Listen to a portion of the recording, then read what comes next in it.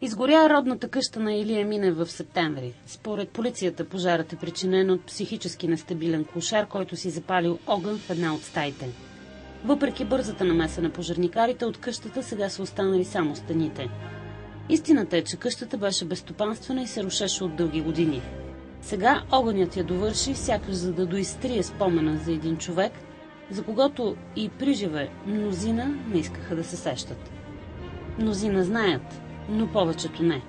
Илия Минев е човекът, който през целия си живот се е съпротивлявал на комунизма, за което прекара в затворите и лагерите на социалистическа България 33 години. Смята се, че това е нещо като световен рекорд. Никой и никъде по света не е лежал толкова време заради политика.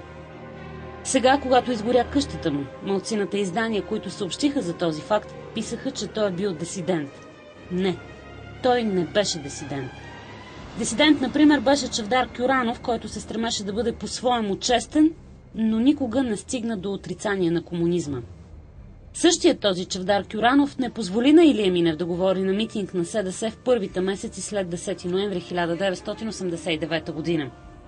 За дисидент се обявяваше и Румен Воденичаров, който направи преврат и разцепи създаденото още през 1988 година от Илия Минев, независимо от Дружество за правата на човека.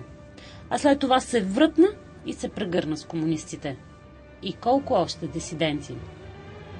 Илия не беше дисидент.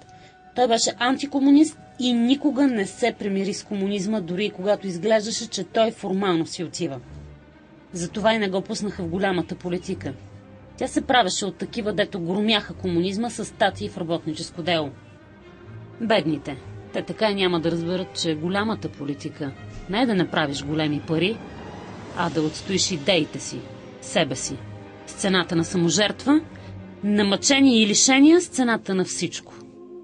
Сега, когато изгоря къщата на този мъченик, никой от тези така наречени големи политици не се и направи, че е забелязал. Така е по-удобно, по-комфортно. Ние нищо не дължим на Илия Минев, той няма и нужда, понеже вече повече от 10 години е преселник в един друг свят. На самите себе си обаче сме длъжни да си спомняме, че има и такива хора. Понеже Илия Минев и още много такива като него бяха избутани, скривани и покривани толкова години след 1989, понеже тайната сила, която движеше и все още движи българската политика, българския живот, направи така, че гласът на тези нравствени победители, истински човеци и истински българи, да не бъде чуван. Днес комунистите, техните отрочета, номенклатурата, държавна сигурност градят капитализъм, който омаломащава, парализира, да убива нацията. Бог да те прости, бай Илия. И ти прости на нас, ако можеш.